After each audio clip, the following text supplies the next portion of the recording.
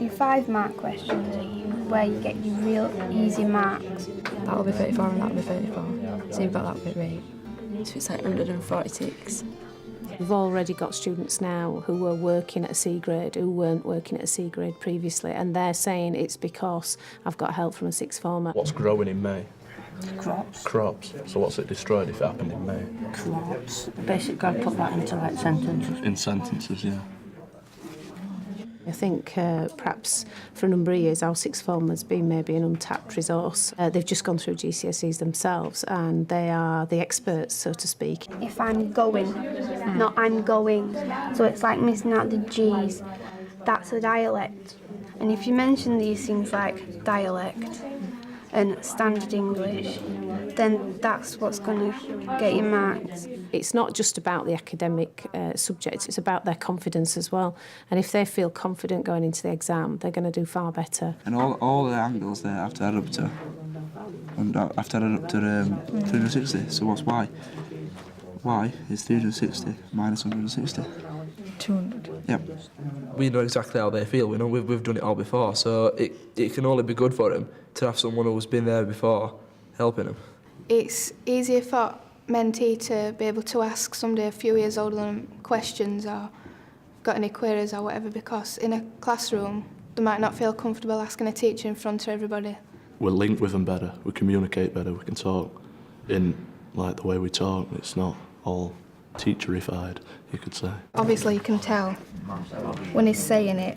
When he's saying like uncertain way and it's Sarah's saying it and Warren's saying it. Yeah, it shows you that they don't feel really happy about it. Yeah. We started up peer mentoring because of the new ways of rating a school based on the 5 A-star to C grade, including maths and English. I haven't been too well in English, mainly English Lit, and well, they just asked if I'd be interested in having a mentor, and I said yeah. I'm being mentored in English because in my marks I didn't do right well, but now I'm being mentored it's like getting better, and I felt that I didn't do as well in my maths marks, so I asked if I could have a mentor in maths as well. I've been mentored in geography because I've fallen really behind on my geography coursework and my mock exam results weren't too well, so we're getting mentored, my results are getting better. We can't force students to do mentoring. That would just completely negate the whole process. So what we do is we look for the ones that want to do it. If they decide it's not for them, we'll look for somebody else. Hello, Mark. Ben. Right, Ben. Just come to look at the latest assessment point data. We'll sit down and have a chat in a minute about how the ones who are on it are doing, and then I'll print this off and we'll have a look at any new students that we might have for it. All right, excellent. Okay. Yeah. Ben has been working with the data and is able to identify students that he believes would be, on paper, the most suitable candidates for this. Right, have we got any that aren't attending? All right. Main ones that we got. Josh is not turning up for Daniel.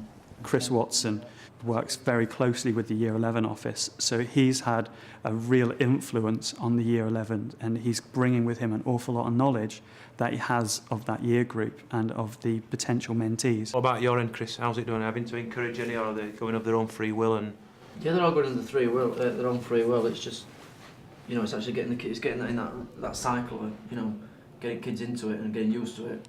I think my biggest challenge is actually motivating some of the kids, not all, but I would say about 20% of the kids, they feel like it's a chore.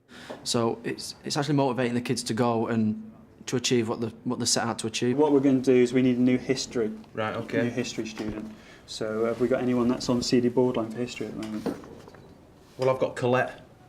She looks like she's just come on new data. She's coming. I don't know whether she's on a D before, but currently she's on a CD with history, so we could fill her in there. My role has been working with them, but my role has been more bringing post-16 students in and getting resources for them, meeting with heads of faculty so that they can meet with the mentors to go through past papers, what they want out of them, particularly in this last period in the build-up to the exams. The teachers teach them the main subject, they teach them what they need to know, then we just basically help them understand what they've been taught better, and if they have trouble with anything, we help them sort it out. It is challenging, sometimes it does get stressful, Because if they ask you something and you don't know it, then you just feel like them. In that classroom, you're like, oh, what do I say? What can I say to him? But then you just sort of got to just take it back and just say, oh, I'll bring it to you next week, I'll get back to you. It obviously helps if you're a top grade student, because let's say if you were a D grade student, you wouldn't be really good at helping a mentee to get a C. But let's say you only got a C, but you're doing it at A level and you're doing quite well, you've still got the skills to teach it, I think. I got into mentoring because I did some work experience in the English department, and they suggested to go into mentoring, and it would be the next step to get me some more experience in teaching. So this is probably looking at adjectives, to describe him, or things they say. So if you just want to have a quick scan through, see if you can see anything like that. She's helped me, and she can break it down more than my teacher. She can sit there with me and point out the things that I could say. I meet up with Jodie once a week, and I'll meet up with a teacher once every few weeks, and she'll give me things to do, some of Jodie's work to go through, things that Jodie's struggling with. Right, examination technique. We've just completed Of Mice and Men. I don't just give her exam papers or give her instructions and say you can go away and do it. We talk it through, and specifically I guide Leanne based on what I feel Jodie's needs are. How many marks do we get for that question? It's good because she actually questions me. Should I do this? Shall I do this? Will it be okay? I've prepared this for Jodie, and I will say yes, that's okay, and we go from that. But it doesn't tend to take a lot of time from me to do that. What's the first thing that people have highlighted? Jodie? Excitedly. And what does that tell us? Is it a speech or a behaviour? Behaviour. A behaviour. I think mentoring works in cases such as Jodie's, where she needs them extra few marks just to get there, because she's got the C that she needs in her coursework, but it's her exam that's bringing her down, and she just needs that extra push. The fact that she has a sixth form student investing time and interest in her has boosted her confidence enormously. So on a personal level, it's really worked. And on an academic level, in terms of improving her performance, she seems to have focused in very much on the value of the mentoring sessions. And if I question her in lessons, I can tell she's picking up from those things that Leanne is trying to pass on. His voice grew soft and persuasive. So what does that tell us? His voice grew soft and persuasive. He's really trying to scare Lenny. Okay, yeah, that's one of his techniques, isn't it? It's really up to you how much you put into it, because you could just go in there and say, right, what do you need help with? Right, this is how you do it like this. But if you take it upon yourself to go and find work and do other things with them to help them, it looks better on you as well, so you've given them that little bit more help. Your feelings, so I think, so that one's probably the easiest one for you to do, because that's probably your strength, because I know you can do better at that than picking out bits. You can get the 10 marks for that if you concentrate and if you do it. And if it were based on just that alone, you get the C definitely. I know you would. English mentoring probably features quite highly, because we do have a number of students who come into us at 11 reading well below the chronological age. I think sometimes it's a confidence issue with English. Maybe, it's about sort of developing longer answers, it's about finding ways of putting down your opinions and so on. Do you think that she's happy that he's bought this ring, or that she's annoyed? She's annoyed. Yeah, so as long as you're tentative, which is this could mean, this will, but as long as you can't be wrong in English, it's all your own opinion. Having said that, last year, the results at English C grade, we got 68% of our students got a C or better. So if it's peer mentoring that makes the difference, then, we need to use it more. Okay, Kirsty.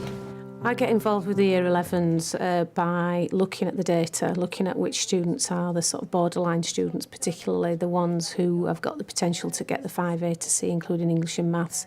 And then I spend just a few minutes with them every time we have an assessment point, just really making sure they know that I know what they're doing, what grades they're getting. What this data is indicating to me is that you're doing quite well in your maths and you're pretty well on target, but your English, you're currently on a D, could get a C grade. Is that right? Yeah. So talk to me a little bit about your English. It gives me the chance to ask them what strategies we're using that are actually effective. And, you know, it's a sort of a bit of an evaluation in a way. I'm just not very good at literature. I end up writing stories, like explaining it, and I find it hard not to do that, but mentoring's meant to be helping. Some of the conversations I've had with the students, the Year 11s, have been around the sort of fact that they're quite surprised and quite in awe of the fact that these Year 12 students are so good at the subject that they're working with them on. He knows what he's talking about, and he explains it in a way I can understand. And is that making you feel more confident yourself in preparing for your exams? Yeah, he's helping me like planning things and highlighting bits which are important. They're recognising that it's good to be able to do things, and it's cool to be able to learn and achieve, and you know that's a real sort of culture change, and I think students are actually helping us to do that far more effectively maybe than some teachers. What else do you think that we could do, Kirsty, to help and support you to get that all-important C grade at GCSE? Well, it's only 20 minutes a week, so I prefer to do it like maybe twice or 3 times, so I can get more help, because it turns out to 15 minutes after you've got your mark and got down there and got settled. They don't come because they have to. They come because they want to improve the grades and they want to get better. So that helps in a way, because if you didn't have someone who wanted to learn, it'd be harder for you to teach them what they're struggling with. I do think it works. She's improving already, Kirsty, and I think that's probably down to me as well as a teacher. I think mentoring does work because I did it last year and it got me grade I wanted in maths, which I was predicted an E, and I got a C, so it was like a big improvement. You can afford a good ring? Yeah. What did you pick that one for? Yeah, because he's telling him he can afford it. Yeah, sort of like manipulating his thoughts and feelings into... This is the 2nd year it's been running, and from the year before I think it's like more than doubled in numbers. So for instance, you've got someone who does peer mentoring, their friend Dunn, they come to you and say, can I have a peer mentor? And they are actually on a DC borderline, but at first they might have refused to do it.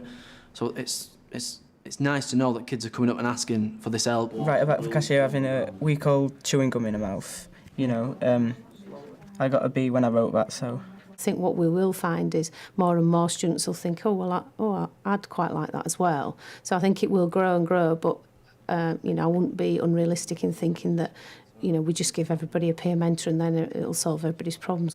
What we do see is a lot of qualitative feedback about how they're enjoying it, how it's giving them more confidence, and how much they are looking forward to coming into the post-16 next year.